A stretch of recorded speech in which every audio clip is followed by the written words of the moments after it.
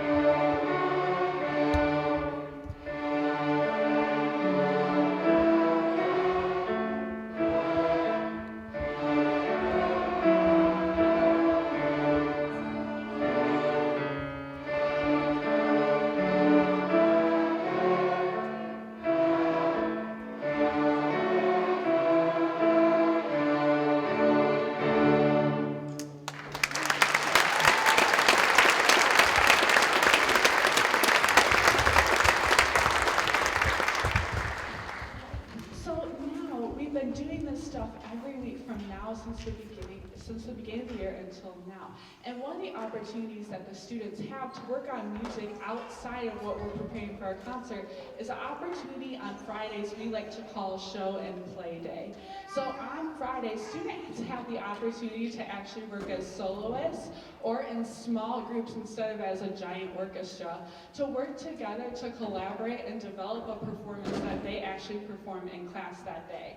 So they usually have anywhere between 5 and 10 minutes to prepare a performance, and then we practice being a quiet, respectable audience while our other groups are performing in class. So some of these students choose to play something we've been working on in class.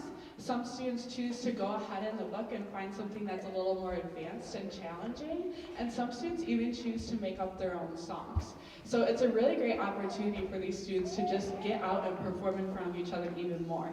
So today we're going to show you an example of what a show and play group might actually sound like. So these students were actually chosen out of all the show and play groups that played this past Friday for us. So they're going to each introduce themselves, and then they're going to play you an example of what show and play sounds like. So ladies, can you introduce yourselves and tell us what school you go to? I'm Morgan and I go to OES. I'm Claire and I go to OES.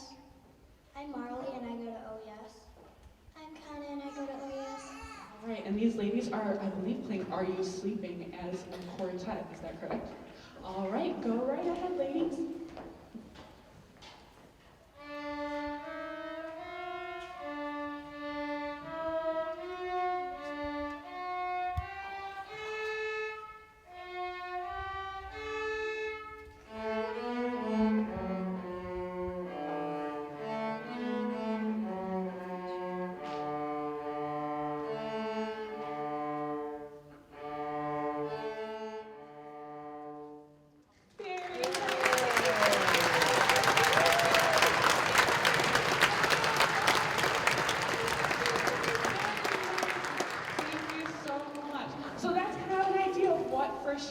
orchestra is like.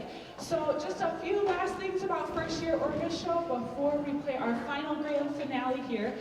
First of all, I just want to thank a few people who have been an awesome part of getting these students ready to go and prepared for their first year of orchestra. So you probably see this wonderful woman on stage who's doing all the hard work. And this is Miss Melissa Musgrove. She is my assistant and she helps us.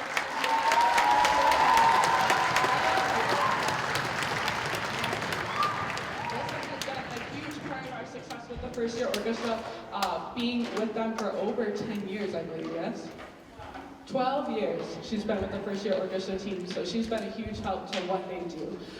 The second people I want to thank is, you see there's a lot of students up on stage today, and some of them don't bring their instruments every day to class. Like the cellos use actually school instruments, so their home cellos have not been tuned in a while, and you see that there are a lot of violin and viola players. So I did have some high school volunteer orchestra students who came and helped get us all tuned and warmed up and ready to go for today's performance. I see some of them in the audience. So high schoolers, if you helped, could you please stand up and be recognized? Thank you so much for everything you do.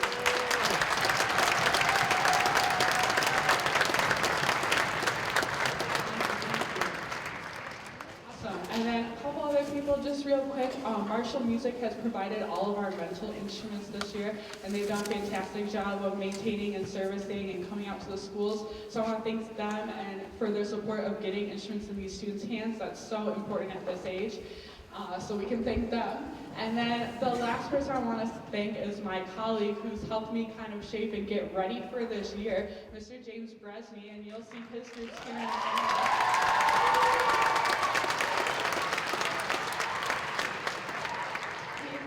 A fundamental reason why the Oxford Orchestra program is so strong, and we really, really appreciate having him here, and I appreciate being a really strong and amazing team with him, so thank you, thank you, thank you. All right, so here is our last piece that the first year orchestra will be performing. I think you'll recognize it. It is called Ode to Joy, and it was written by a composer named Beethoven, and we learned something kind of unique about who Beethoven is and about this piece. So maybe one of our cello players is looking at us. What can you tell us about Beethoven? He's deaf. He was deaf, so he actually wrote this piece when he was deaf, so he wasn't actually hearing this music, but you'll hear a couple different parts. The first thing we're going to play all together as a group is the melody, and then we're going to play a second part that you'll hear that's called the accompaniment, and we're going to hear a part. It just really goes along nicely with the melody, and then we're actually going to play it as a giant duet as a large ensemble. So here is our grand finale, Ode to Joy.